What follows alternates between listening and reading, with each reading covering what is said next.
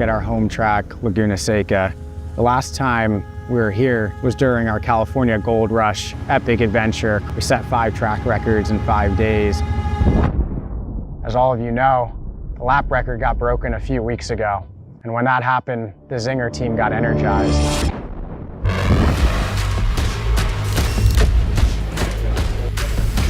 This competition,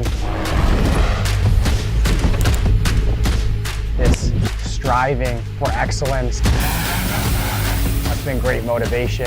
The entire team's been eager, itching to get back to Laguna Seca.